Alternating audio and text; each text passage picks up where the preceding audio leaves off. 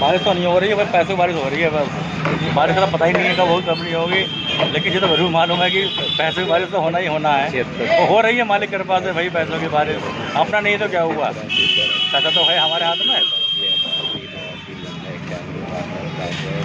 बाबू ढेली डिब्बा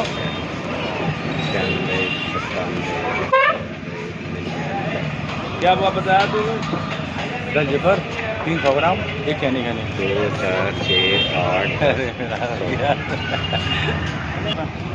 ये सामान का 380 क्यों बटवा दे लो 10 380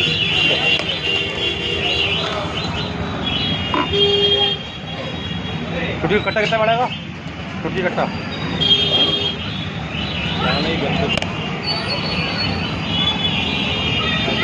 क्या लाओ।